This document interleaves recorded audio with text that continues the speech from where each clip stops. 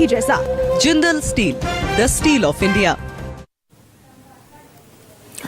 नमस्कार, आप देख रहे हैं न्यूज 24। मैं हूं विपनेश माथुर और 11 बजे की बुलेटिन की शुरुआत करते हैं इस वक्त की बड़ी खबरों के साथ। और आज की पहली बड़ी खबर आपकी टीवी स्क्रीन पर दिल्ली विधानसभा सत्र को लेकर है। आज दूसरी कैग रिपोर्ट पेश की जाएगी। विधानसभा में स्वास्थ्य सेवाओं से जुड़ी कैग रिपोर्ट पेश होगी। सीएम रेखा गुप्ता दोपहर 2 बजे ये रिपोर्ट पेश करेंगी। रिपोर्ट में सरकारी अस्पतालों की स्थिति की समीक्षा भी की जाएगी और साथ ही मोहल्ला क्लिनिक जो खासतौर पर आम आदमी पार्टी की तरफ से चलाए गए थे उनको लेकर भी इसमें उसका पूरा लेखा जोखा हो सकता है। आप जानते हैं कि पहली जो रिपोर्ट थी जो आम आदमी पार्टी सरकार में शराब नीति को लेकर सामने आई, उसमें कहा गया कि नई शराब नीति से 2000 करोड़ का नुकसान हुआ। और आज कैग की दूसरी रिपोर्ट जो है पटल पर रखी जानी है, टेबल होनी है। और इस खबर पर दिव्या ज्यादा जानकारी दे रही है। दिव्या, आज कैग की दूसरी रिपोर्ट जो स्वास्थ्य सेवाओं को लेकर है वो टेबल की जानी है सदन में। जब कैग की रिपोर्ट पेश होगी, कहा जा रहा है कि पूर्व सरकार की, आम आदमी पार्टी की तब तक मुश्किल बढ़ेगी। बिल्कुल, देखिए 14 पेंडिंग कैग की रिपोर्ट है और एक एक करके टेबल की जा रही है। और ये दूसरी कैग की रिपोर्ट होगी जो हेल्थ सर्विसेज यानी पब्लिक इंफ्रास्ट्रक्चर और हेल्थ सर्विसेज पर होगी। दिल्ली के मुख्यमंत्री रेखा गुप्ता जो है वो माना जा रहा है लगभग 3 बजे दिल्ली विधानसभा सदन के पटल पर ये जो कैग रिपोर्ट है उसको पेश करेंगी। और साफ तौर पर जो चौंकाने वाले तथ्य सामने आ रहे हैं इस कैग रिपोर्ट में बताया जा रहा है कि कोविड महामारी के दौरान केंद्र सरकार ने लगभग 787 करोड़ रुपए जो है वो दिल्ली सरकार को दिए थे, लेकिन उसमें से केवल 500-550 करोड़ ही खर्च किए गए। बाकी के पैसे कहाँ गए, अब उसका जो है वो पूरी तरीके से ऑडिट जो है वो कैग द्वारा किया गया है और उसमें बताया गया है पीपीए किट, ऑक्सीजन सिलेंडर्स, इसके लिए अलग पैसे दिए गए थे। साथ ही साथ स्वास्थ्य कर्मियों की सैलरी जो है वो भी पूरी नहीं दी गई है। एक बहुत बड़ा जो खुलासा इस कैग रिपोर्ट के माध्यम से होगा, जितने भी दिल्ली के सरकारी अस्पताल हैं उसमें सीपीए यानी कि सेंट्रल प्रोक्योरमेंट एजेंसी के आधार पर जो दवाइयां होती हैं उनको जो है वो सुनिश्चित किया जाता है कि दिल्ली जितने भी सरकारी अस्पताल हैं वहां पर दवाइयों की आपूर्ति हो, किसी चीज की कोई कमी ना रहे। लेकिन सीपीए के जरिए यानी प्रोक्योरमेंट के जरिए दवाइयां नहीं आई गई और जब दवाइयों की कमी हुई तब सीधा जो है वो एजेंसी से या सप्लायर से दवाई ली गई। इस वजह से बहुत ज्यादा न सिर्फ पैसा खर्च हुआ बल्कि जो दवाइयां हैं उनकी बहुत ज़्यादा कमी भी रही। बहुत ज़्यादा ऐसे इंजेक्शन जो कि दुर्लभ बीमारियों में यूज़ होते हैं, जैसे कि हेमोफीलिया की बात की जाए या रेबीज की बात की जाए, ऐसे इंजेक्शंस की बहुत ज़्यादा कमी देखी गई। साथ ही साथ बेड्स की कमी देखी गई। बताया जा रहा है कि केंद्र सरकार ने कहा था कि लगभग 32,000 से ज़्यादा बेड्स जो है वो बढ़ाए जाने चाहिए, लेकिन बेड्स नहीं बढ़ाए गए। ऐसी स्थिति में बेड्स नहीं बढ़ाए जाते हैं तो क्या एक बेड पर 2-2 या 3-3 मरीजों को रखा गया या फिर मरीज जो है वो फर्श पर सोने को मजबूर हुए। इस तरह के कुछ चौंकाने वाले खुलासे हैं जो किए गए हैं। साथ ही साथ सैलरी इंफ्रास्ट्रक्चर को लेकर यानी कि ना ही सैलरीज को बढ़ाया गया, ना ही प्रमोशंस जो है वो जनरेट किए गए।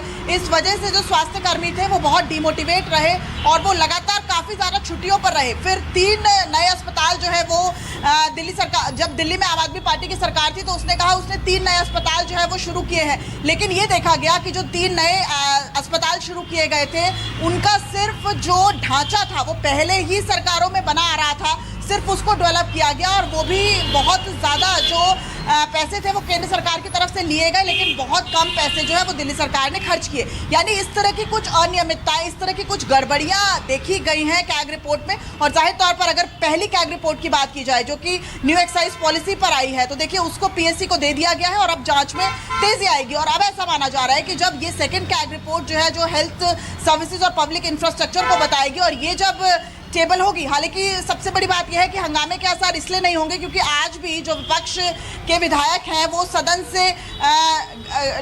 में नहीं रहेंगे क्योंकि उनका जो निलंबन है वो आज भी जारी रहेगा। हालांकि अभी अभी खबर यह आ रही है कि जो नेता प्रतिपक्ष आतिशी है उन्होंने विजेंद्र गुप्ता जो दिल्ली विधानसभा में स्पीकर है उन्हें चिट्ठी लिखी है और कहा है कि यह अन्याय है, हमें क्यों सदन से दूर रखा जा रहा है। लेकिन साफ तौर पर नियमों का हवाला देते हुए स्पीकर पहले ही कह चुके हैं कि जो आम आदमी पार्टी के विधायक है वो 3 दिन के लिए सदन से निलंबित रहेंगे। तो आज विपक्ष के विधायक नहीं रहेंगे, तो साफ तौर पर जब सीएम रेखा गुप्ता टेबल करेंगी ये पब्लिक इंफ्रास्ट्रक्चर और हेल्थ सर्विसेज की रिपोर्ट, तो सिर्फ जो पक्ष सत्ता पक्ष के विधायक हैं, 48 विधायक चुने हुए विधायक बीजेपी के, वो मौजूद रहेंगे। और उसके बाद हो सकता है कि एक एक करके इस पर चर्चा हो। 2 दिन तक इस पर चर्चा रहेगी, क्योंकि 2 दिन के लिए जो सदन की कार्रवाई है उसे बढ़ा दिया गया है। आज विधानसभा में जो सदन की कार्रवाई है वो दोपहर 2 बजे से शुरू होगी। माना जा रहा है कि पहले कुछ इंपॉर्टेंट टॉपिक्स होते हैं, कुछ ऐसे स्पीकर द्वारा जो मनोनीत किए जाते हैं। 2 बजे ये रिपोर्ट जो है स्वास्थ्य सेवाओं से जुड़ी हुई कैग की टेबल की जाएगी। आप बनी रहें। एक और बड़ी खबर का रुख कर लेते हैं। दिल्ली कानून व्यवस्था पर आज बड़ी बैठक होने जा रही है।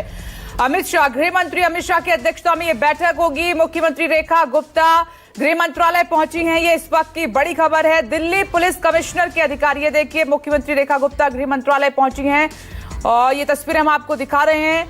कमिश्नर भी साथ में हैं। आशीष सूद भी मीटिंग में होंगे शामिल। दिव्या दे रही है इस खबर पर ज्यादा जानकारी। दिव्या, चुनाव के दौरान दिल्ली की कानून व्यवस्था, दिल्ली में बढ़ता क्राइम एक मुद्दा रहा और उसको गृह मंत्री, इस मुद्दे को लेकर गृह मंत्री को घेरा गया, तो ये मीटिंग कई मायनों में काफी महत्वपूर्ण है।